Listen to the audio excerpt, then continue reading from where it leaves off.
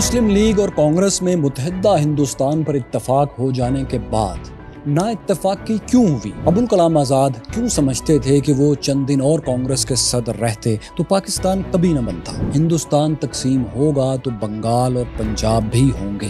یہ دھمکی کس نے کس کو دی؟ سرحدی دیہات کے لوگوں کو جب تک پتہ چلا کہ ان کا گاؤں کس ملک میں ہے تو آدھے دیہاتی مارے جا چکے تھے۔ لارڈ ماؤنٹ بیٹن اور ریڈ کلف کی خونی لکیر کا زخم آج تک مندمل کیوں نہیں ہو سکا؟ کیورس فیلوز 16 اگست 1946 1946 کے دن کلکتہ میں لوگ صبح ذرا جلدی اٹھ گئے۔ آل انڈیا مسلم لیگ نے اس روز سخت احتجاج کی کال دے رکھی تھی۔ اسے ڈائریکٹ ایکشن یا راست اقدام کا نام دیا گیا تھا۔ اس کال کی وجہ یہ تھی کہ مسلم لیگ نے ہندوستان کو تقسیم سے بچانے کے لیے جس فارمولے پر اتفاق کیا تھا، کانگریس اچانک بغیر وجہ بتائے اس سے پھر گئی تھی۔ اس کے رد عمل میں محمد علی جناح کی کال پر مسلم لیگ نے ہندوستان بھر میں مظاہرے کرنا تھے۔ کلکتہ میں مکمل ہڑتال کی بھی کال دے دی گئی تھی۔ اس کے مقابلے میں کلکتہ کی ہندو آرگنائزیشنز نے طے کیا تھا کہ وہ اس ہڑتال کو ناکام بنائیں گے۔ انہوں نے اپنے کاروبار بھی کھلے رکھنے کا فیصلہ کیا تھا۔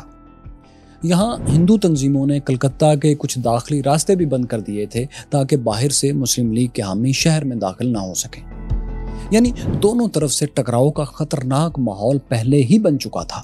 ایسے میں شہر کے اندر سیکیورٹی کو بہت سخت اور سرکاری مشینری کو بہت ایکٹیو ہونا چاہیے تھا، لیکن حیرت کی بات اور افسوس کی بات یہ تھی کہ بنگال کے پرائم منسٹر، آج کے لحاظ سے چیف منسٹر حسین شہید سہروردی نے سرکاری ملازمین کو 3 دن کی چھٹی دے دی تھی۔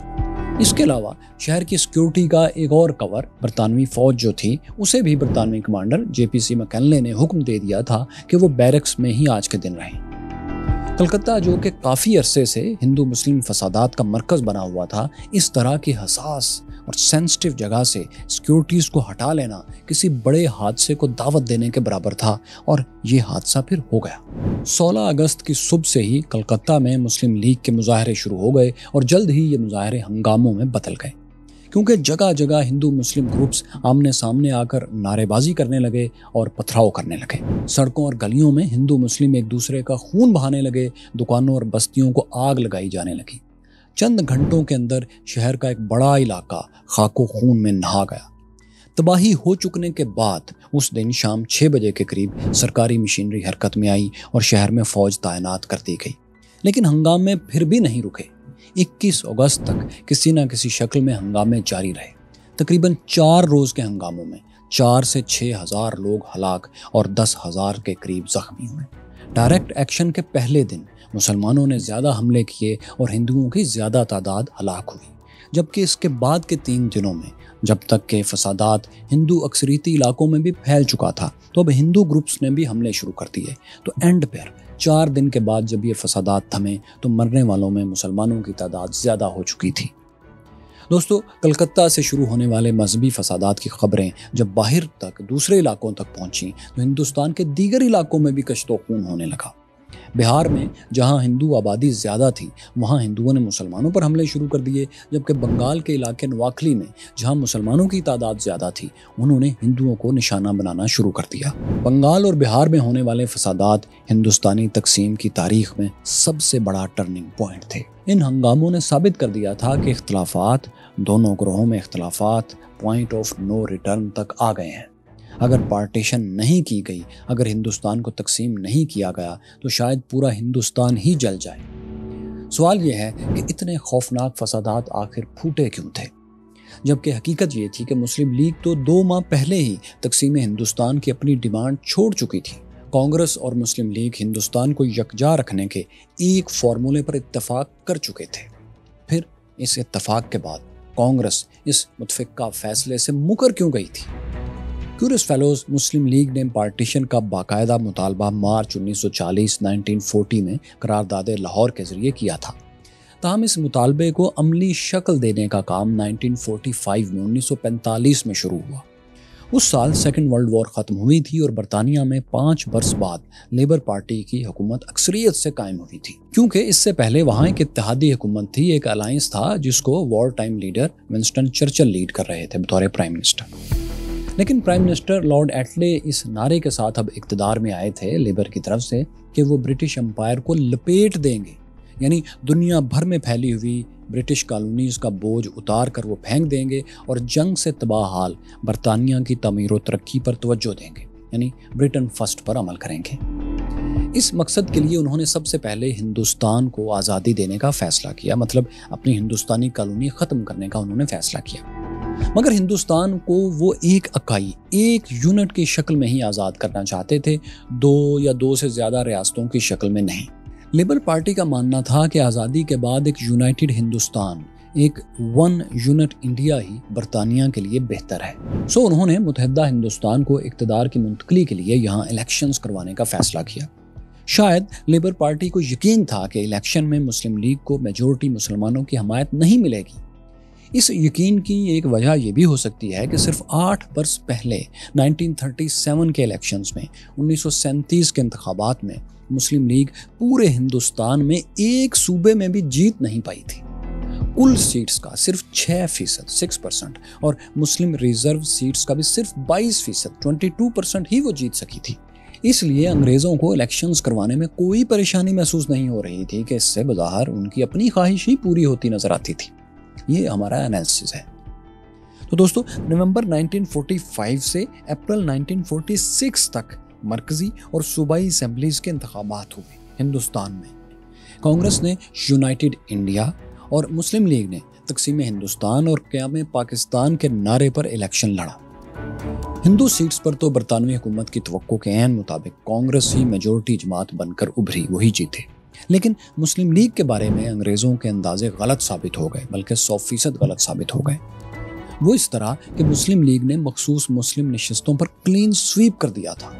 टोटल 524 रिजर्व मुस्लिम सीट्स में से 453 नशिस्तें मुस्लिम लीग ने जीत ली थी। इनमें सेंट्रल असम्बली की तमाम 30 मुस्लिम नशिस्तें भी उन्होंने जीत ली थी। 75% मुस्लिम वोटर्स ने मुस्लिम लीग के हक में वोट दिया था। इतने ज़बरदस्त और वाज़े मैंडेट के बाद बरतानिया के लिए मुस्लिम लीग को बिल्कुल नज़रअंदाज कर देना अब नामुमकिन था। चुनांचे बरतानवी हुकूमत ने अपना एक वफ्द हिंदुस्तान भेजा। इस डेलीगेशन को कैबिनेट मिशन का नाम दिया गया था। इसका मकसद ये था कि ये मुस्लिम लीग से और कांग्रेस से मुज़ाकरात करे और दोनों को एक ऐसे फार्मूले पर, आइनी फार्मूले पर कायल करे जिसके ज़रिए यूनाइटेड इंडिया में ही मुसलमानों को उनके हकूक़ मिल जाएं, यानी मुस्लिम लीग की डिमांड्स पूरी हो जाएं, लेकिन हिंदुस्तान को तकसीम ना किया जाए। कैबिनेट मिशन को वाइसराय लॉर्ड वेवल की भरपूर सपोर्ट हासिल थी, क्योंकि वो खुद भी पार्टीशन के खिलाफ थे। वो यूनाइटेड इंडिया ही रखना चाहते थे। उन्होंने तकसीम रोकने के लिए एक मंसूबा भी बनाया था जिसे ब्रेक डाउन प्लान कहा जाता है। इस प्लान के तहत मोहम्मद अली जिन्ना को ये धमकी दी जाना थी कि अगर वो पाकिस्तान के मुतालबे पर अड़े रहे तो इसका नुकसान होगा, और वो ये कि पाकिस्तान को जो सूबे मिलेंगे उनके नॉन मुस्लिम मेजॉरिटी पार्ट्स को भी अलग करके इंडिया का हिस्सा बना दिया जाएगा। इस ब्रेक डाउन प्लान में इब्तदाई तौर पर पंजाब की 2 डिवीजन्स अम्बाला और जलंधर, जबकि ईस्ट में कलकत्ता समेत पूरा मगरबी बंगाल शामिल थे, यानी ये इलाके पाकिस्तान से अलग कर दिए जाना थे। लॉर्ड वेवल का ख्याल था कि इस धमकी के जरिए मोहम्मद अली जिन्ना को तकसीम हिंदुस्तान के बजाय इंडियन फेडरेशन पर मजबूर किया जा सकता है, मतलब एक ऐसा हिंदुस्तान जिसमें सूबे ज़्यादा मजबूत होंगे और एक महदूद वसाइल और पावर्स के साथ एक सेंटर बहरहाल रहेगा। ये breakdown plan cabinet mission के अरकान तक पहुंचा दिया गया था। ताहम ये वाज़ेह नहीं कि इस मिशन ने कायदे आज़म को इस हवाले से कोई धमकी, वार्निंग पहुंचाई थी, ये पैगाम दिया था या नहीं। बहरहाल कैबिनेट मिशन मार्च 1946 में हिंदुस्तान पहुंचा। इसके अरकान ने मुस्लिम लीग और कांग्रेस के टॉप लीडर्स से मुलाकातें की। फिर इन्होंने एक फार्मूला पेश किया। वो फार्मूला ये था कि तमाम हिंदुस्तानी सूबों के 3 अलग अलग ग्रुप्स बनाकर हर ग्रुप को इंटरनल ऑटोनॉमी, दाखिली खुद मुख्तारी दे दी जाएगी। इन ग्रुप्स पर एक मरकजी हुकूमत कायम होगी जिसके पास डिफेंस, फॉरेन अफेयर्स और कम्युनिकेशंस के मामलात रहेंगे। इसके अलावा दीगर मामलात में ये तीनों ग्रुप्स आज़ाद और खुद मुख्तार होंगे। इस ग्रुपिंग के तहत मौजूदा पाकिस्तान के 4 सूबे पंजाब, सिंध, सरहद यानी मौजूदा खैबर पख्तूनख्वा और बलूचिस्तान एक ग्रुप में आ रहे थे, जबकि बंगाल और आसाम को मिलाकर एक दूसरा ग्रुप बनता था। इसी तरह हिंदू मेजॉरिटी सूबों का एक अलग तीसरा बड़ा ग्रुप बनता था। इस फॉर्मूले को कैबिनेट मिशन प्लान का नाम दिया गया। मुस्लिम लीग को ये मंसूबा बहुत भाया, क्योंकि बज़ाहिर मुस्लिम सूबों को ऑटोनॉमी मिलने के बाद अब मुसलमानों के लिए अलग वतन की ज़रूरत नहीं रही थी, मुतहदा हिंदुस्तान में ही उनकी डिमांड्स पूरी हो रही थी। सो क्या हुआ कि 6 जून 1946 के रोज़ मुस्लिम लीग ने कैबिनेट मिशन प्लान को तस्लीम कर लिया, यानी पाकिस्तान का मुतालबा मुस्लिम लीग ने ऑफिशियली ख़त्म कर दिया। कांग्रेस की वर्किंग कमेटी ने भी 26 जून को कैबिनेट मिशन प्लान की मंजूरी दे दी। हिंदुस्तान को मुत्तहिद रखने की ये कामयाब मुतफ़क़े सूरत निकाली जा चुकी थी। लेकिन दोस्तों, यहाँ पर एंट्री होती है पंडित जवाहर लाल नेहरू की, जिन्होंने एक ऐसा कदम उठाया कि कैबिनेट मिशन प्लान और हिंदुस्तान, मुतहदा हिंदुस्तान दोनों खाक में मिल गए। वो कदम क्या था? क्यूरियस फेलोज, दरअसल कैबिनेट मिशन प्लान और इससे पहले के तमाम अहम मराहल कांग्रेस ने इस तरह तय किए थे कि मौलाना अबुल कलाम आज़ाद कांग्रेस के सदर थे। वो 6 बरस से मुसलसल पार्टी के प्रेसिडेंट थे, लीड कर रहे थे, लेकिन कैबिनेट मिशन प्लान के मंजूर हो जाने के बाद उनकी सदारती मुद्दत ख़त्म हो गई और जवाहरलाल नेहरू कांग्रेस के नए सदर बन गए। नेहरू ने प्रेसिडेंट बनते ही जिस एग्रीमेंट पर सबसे पहले कुल्हाड़ा चलाया वो यही कैबिनेट मिशन प्लान था। इस हरकत पर मौलाना अबुल कलाम आज़ाद ने अपनी बायोग्राफी में बहुत सख्त तनकीद की है। उन्होंने लिखा है कि उन्हें अपने बेहतरीन दोस्त जवाहरलाल नेहरू के इस फैसले पर बहुत दुख, बहुत तकलीफ और बहुत पछतावा था। वो कहते हैं कि इसके बाद वो हमेशा ये सोचते रहे कि काश मैं कुछ दिन और सदर के ओहदे पर फायज रहता तो हिंदुस्तान को तकसीम होने से बचा लेता। तो खैर दोस्तों, पंडित जवाहरलाल नेहरू ने कांग्रेस की सदारत संभालने के बाद 10 जुलाई 1946 को एक माइलस्टोन प्रेस कॉन्फ्रेंस की थी। इसमें उन्होंने सवालों के जवाब देते हुए कैबिनेट मिशन प्लान की स्पिरिट को तबाह कर दिया। उन्होंने कांग्रेस के इस तस्लीम शुदा मानने हुए प्लान के बारे में ऐसा तासुर दिया कि ये कोई मुस्तकिल बंदोबस्त नहीं है, ये कोई तयशुदा बात नहीं है। अंग्रेज़ के चले जाने के बाद, यानी आज़ादी हासिल हो जाने के बाद, हिंदुस्तान में इस बंदोबस्त को तब्दील भी किया जा सकता है, यानी वो एक ताकतवर सेंट्रल गवर्नमेंट वाला हिंदुस्तान बनाने की तरफ जा सकते हैं। एक ऐसा हिंदुस्तान जिसमें ये जो 3 ग्रुपिंग वाले सूबे थे, इनके इख्तियारात कम हो जाएंगे और सेंटर के ज़्यादा हो जाएंगे। इस हवाले से उनके 2 जुमले बहुत अहम थे इस प्रेस कॉन्फ्रेंस में। पहला जुमला उन्होंने ये कहा कि जब इंतज़ामी ज़रूरियात सामने आएंगी तो सेंट्रल गवर्नमेंट के इख्तियारात बढ़ जाएंगे, यानी मुस्तकबिल में मरकज़ मजबूत होगा, ना कि सूबे। दूसरा जुमला ये था कि सूबों की कोई ग्रुपिंग नहीं होगी, क्योंकि हिंदू अक्सरियती सूबे इसकी मुखालफत तो करेंगे। अब देखें दोस्तों, ये दोनों जुमले कैबिनेट मिशन प्लान की बेसिक स्पिरिट के 100% उलट थे। दूसरे अल्फाज में एक मुतफ़क्का फार्मूले को एक बार फिर मुतनाज़ बना दिया गया था, बल्कि रद्दी की टोकरी में डाल दिया गया था। पंडित नेहरू का ये बयान यूनाइटेड इंडिया के लिए तबाहकुन साबित हुआ। इस बयान का मुस्लिम लीग ने ये मतलब लिया कि अंग्रेज़ के चले जाने के बाद कांग्रेस कानून साजी करके ये जो सूबों के ग्रुप्स को राइट्स मिले हैं, जो कि मुस्लिम लीग का मुतालबा था, जो कि मुसलमानों के तहफ़्फ़ुज़ के लिए, अपने राइट्स के लिए उन्होंने ये पूरी मुहिम चलाई थी, तो ये तमाम मामला लपेट दिया जाएगा। कुछ दिन बाद 29 जुलाई 1946 को मुंबई में मुस्लिम लीग का फिर एक इजलास हुआ। ये इजलास 3 दिन तक जारी रहा और इसमें बहुत सख्त फैसले कर लिए गए। पहला फैसला ये कि कैबिनेट मिशन प्लान की सपोर्ट अब हम भी वापस ले रहे हैं। दूसरा फैसला ये किया गया कि क़याम पाकिस्तान के लिए अब एक डायरेक्ट एक्शन किया जाएगा, यानी इस एक्शन की नोयत क्या होगी ये बाद में तय होगा, लेकिन ये एक सिविल और आम डेमोक्रेटिक एक्शन नहीं होगा। क्या ये मुसल्ला कार्रवाई होगी या सियासी, इसकी तफसील नहीं बताई गई, लेकिन ये ज़ाहिर था कि ये सियासी कार्रवाई से मुख्तलिफ कार्रवाई होगी, पुरतशद्दुद किस्म की। इस इजलास में कायदे आज़म ने एक सख्त तकरीर भी की।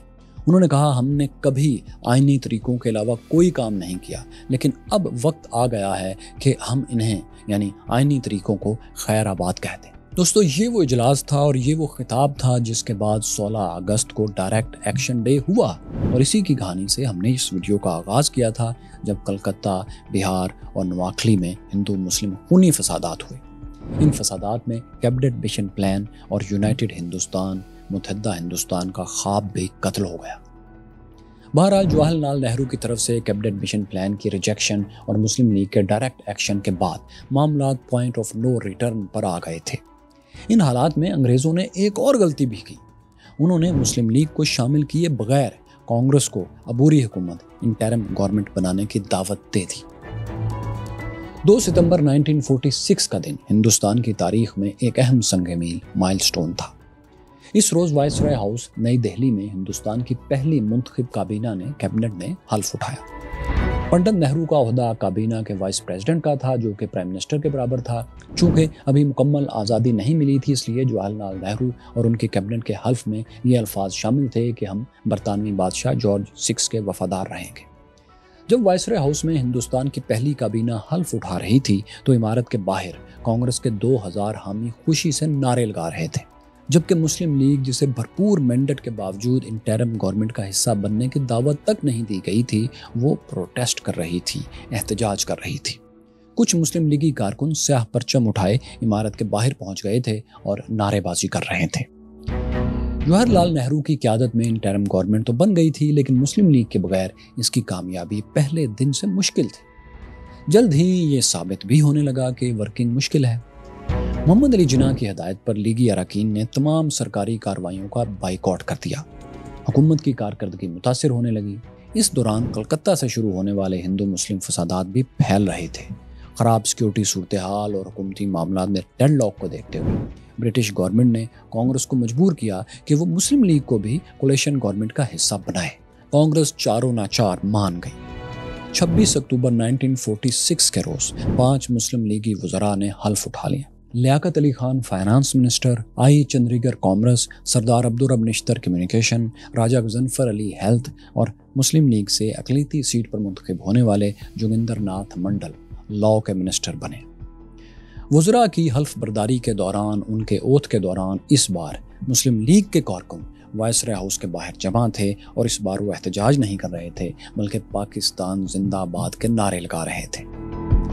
अफसोस की बात यह है कि उस वक्त भी हिंदू मुस्लिम फसादात रुके नहीं थे, बल्कि रोके नहीं जा सके थे। जिस रोज लीगी वज़रा ने हल्फ उठाया, उस रोज भी कलकत्ता में 27 लोग मारे गए, जबकि 43 जख्मी हुए। बम्बई में भी 4 लोग कत्ल कर दिए गए। दोस्तों, अगर किसी का भी ख्याल था कि कांग्रेस और मुस्लिम लीग कोलिशन गवर्नमेंट में रहकर किसी समझौते पर मुत्तफिक हो जाएंगी, तो वो गलत साबित हो गया। दोनों पार्टीज में सिर्फ इख्तलाफात ही नहीं, बल्कि नफरत और दुश्मनी भी आ चुकी थी, और इतनी ज्यादा थी कि कांग्रेसी और लीगी अरकान एक दूसरे से बात तक करना गवारा नहीं करते थे। असम्बली में होने वाली हर बहस में महज मुखालफत बराए मुखालफत साफ नजर आती थी। पंडित नेहरू ने, जो कि इस कैबिनेट के लीडर थे, उन्होंने एक मरतबा वायसराय से लॉर्ड वेवल से शिकायत की थी कि मुस्लिम वज़रा मुझसे मुलाकात करने नहीं आते। इस पर लॉर्ड वेवल ने कहा, लियाकत अली खान ने 2 मरतबा आपसे मुलाकात की दरख्वास्त की थी, आपने इनकार कर दिया था। पंडित नेहरू का जवाब था कि लियाकत अली खान ने मेरी इंसल्ट की थी, इसलिए मैं तो उनसे नहीं मिलूंगा। सिचुएशन ये थी कि एक तरफ कोलिशन गवर्नमेंट में इख्तलाफात की वजह से सरकारी मशीनरी जैम थी और दूसरी तरफ फसादात बढ़ते ही जा रहे थे। खास तौर पर पंजाब में बहुत खूनरेजी हो रही थी। एक मौके पर सिर्फ 3 दिन में 165 लोग 165 लोग कत्ल हो गए और 463 जख्मी हुए, मोर देन 400। लाहौर, मुल्तान, रावलपिंडी और अमृतसर मुसलसल हंगामों की जद में थे। मुल्तान में तो सिक्योरिटी के लिए तैयारों के जरिए फौज तक उतारना पड़ी थी। इन दिगरगू हालात में कांग्रेस ने आखिरकार फैसला ले लिया कि वो हिंदुस्तान की तकसीम को, यानी क़याम पाकिस्तान के मुतालबे को कबूल कर लेगी। लेकिन दरपर्दा कांग्रेस की ख्वाहिश थी कि तकसीम की सूरत में नए मुल्क पाकिस्तान को इतना कमज़ोर बनाया जाए, उसकी तकसीम, उसका नक्शा इस तरह बनाया जाए कि कुछ अरसे बाद वो खुद ही मजबूर होकर वापस हिंदुस्तान में शामिल हो जाए। कांग्रेस के रहनुमाओं में सरदार वल्लभ भाई पटेल, जो इंटरिम गवर्नमेंट में होम मिनिस्टर थे, वो इस ख्याल के बड़े हामी थे। वो कहा करते थे कि पाकिस्तानी रियासत 5 वर्ष नहीं चलेगी और मुस्लिम लीग खुद कह उठेगी कि हमें वापस ले लो। इस सोच के तहत पाकिस्तान को कमज़ोर करने का एक ही तरीका कारगर था, वो ये कि रीढ़ की हड्डी की हैसियत रखने वाले दोनों सूबों यानी पंजाब और बंगाल को भी तकसीम करके पाकिस्तान को आधे आधे दिए जाए। आप जान चुके हैं कि इससे मिलती जुलती तजवीज़ लॉर्ड वेवल भी अपने ब्रेक डाउन प्लान में ला चुके थे। शायद ये उसी का तसलसल था। 8 मार्च को कांग्रेस की वर्किंग कमेटी ने जवाहरलाल नेहरू और सरदार पटेल की मुकम्मल सपोर्ट से, उनकी हमायत से पार्टीशन के हक में करारदाद पास कर ली।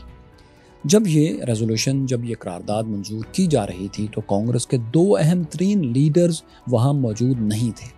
महात्मा गांधी फसादात रोकने के लिए बिहार गए हुए थे और मौलाना अबुल कलाम आज़ाद बीमार थे, नहीफ थे, اور دراصل مایوس تھے۔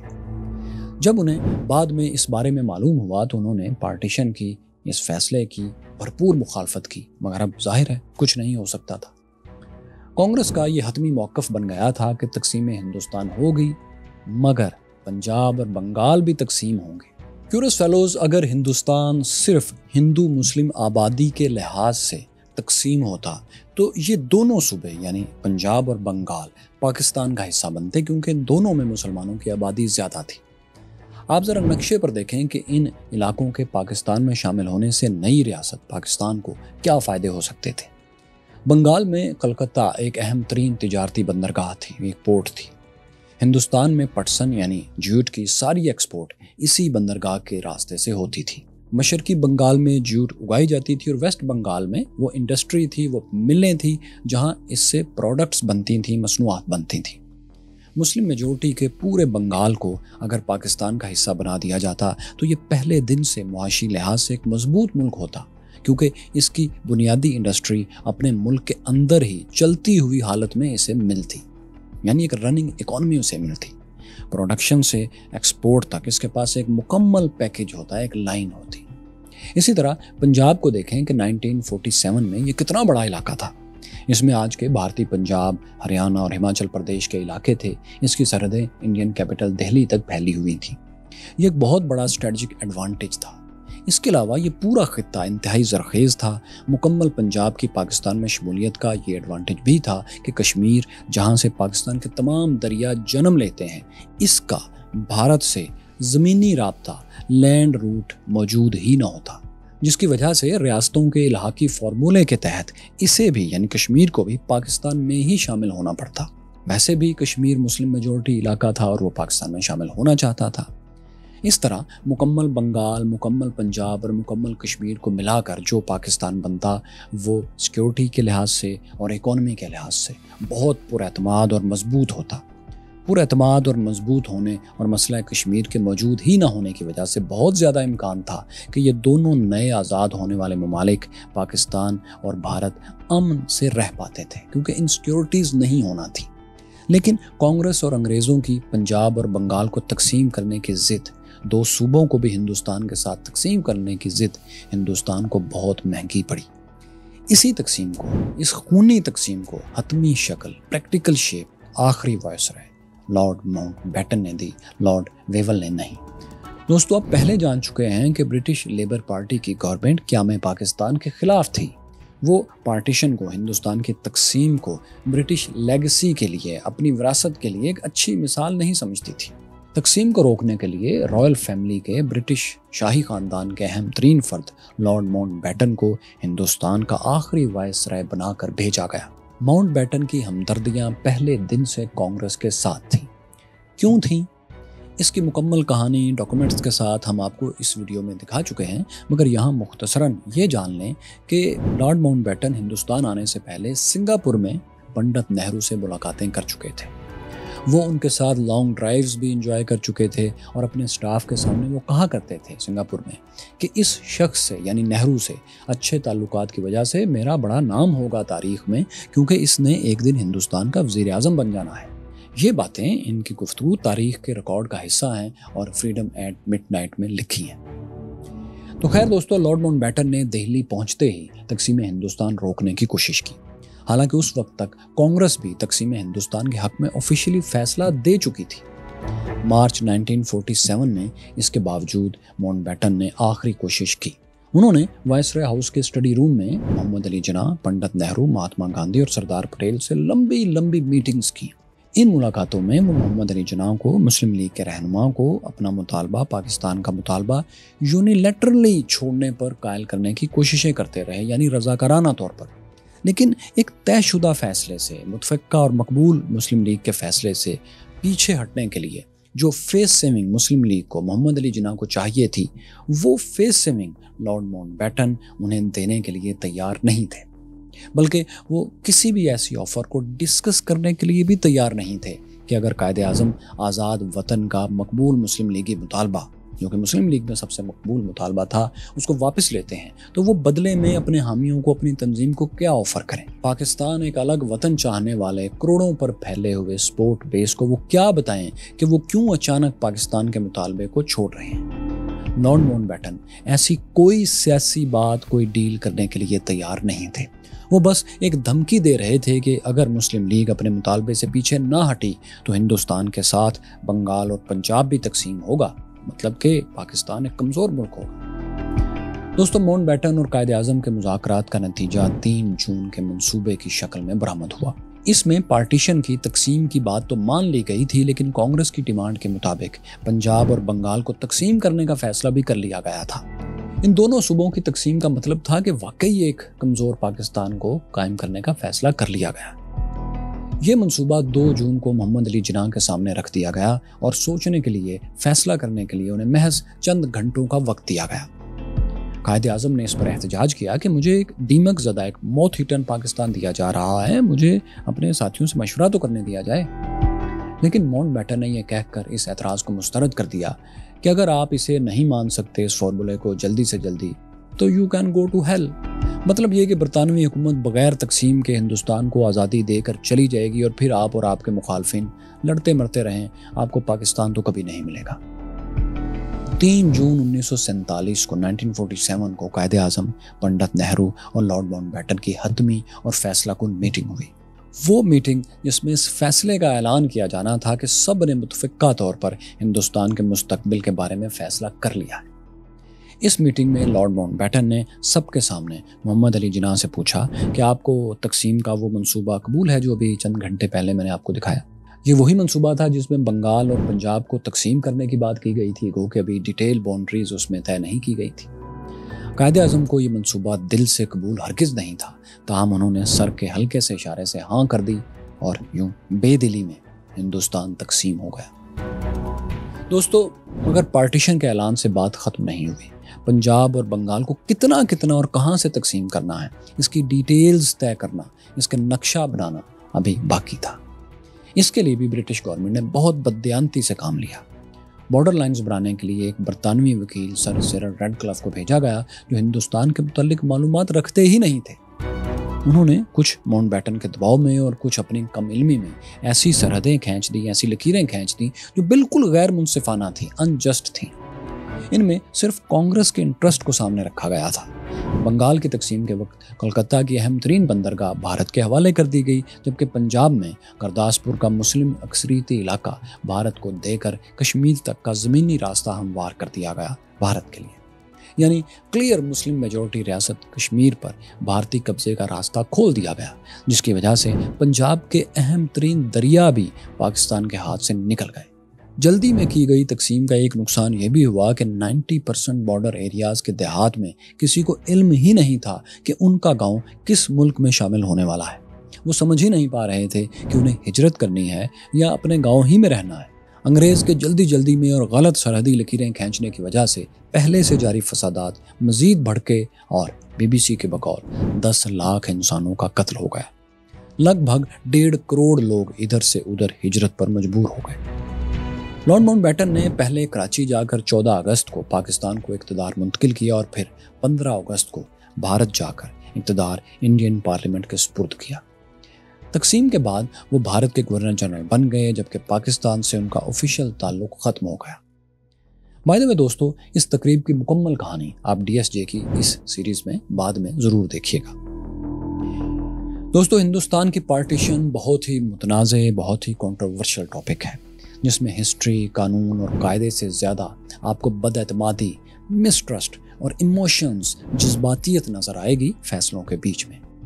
اگر کوئی ہم سے پوچھے کہ ہندوستان کیوں تقسیم ہوا تو ہم کہیں گے کہ نہرو اور جناح میں بد اعتمادی تھی جس نے ہندوستان کو تقسیم کر دیا، کیونکہ مولانا آزاد جب تک کانگریس کے صدر تھے ہندوستان تقسیم سے بچ گیا تھا۔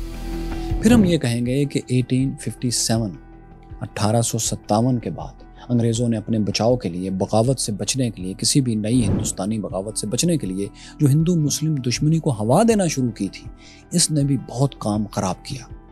इस दुश्मनी को एक नेक्स्ट लेवल पर ले जाने के लिए हिंदुस्तान के तमाम मुस्लिम और हिंदू लीडरों ने कुछ न कुछ किरदार अदा किया और इस नफरत के दरख्त को तनावर किया। इसी सब का नतीजा पार्टीशन की शक्ल में निकला।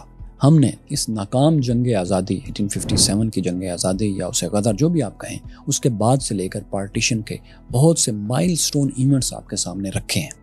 और भी इवेंट्स हो सकते हैं, और भी वाक़यात हो सकते हैं, लेकिन हमारे ख्याल में ये माइलस्टोन इवेंट्स थे जो हमने इस सीरीज़ में आपके सामने रखे हैं।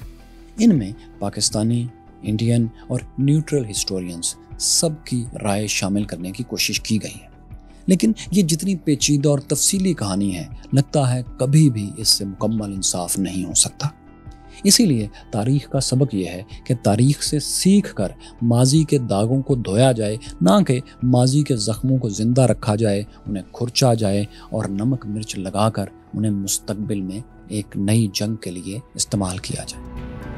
दोस्तों, आप ये सारी तारीख़ी कहानी कि कैसे अंग्रेज़ हिंदुस्तान में बंगाल के रास्ते दाखिल हुए और फिर कैसे सिराजुद्दौला को शिकस्त देकर पहले बंगाल के हुक्मरान बने और फिर पंजाब तक फैलते ही चले गए, ये मुकम्मल दास्तान जानने के लिए आप इन दोनों प्लेलिस्ट पर टच कर सकते हैं।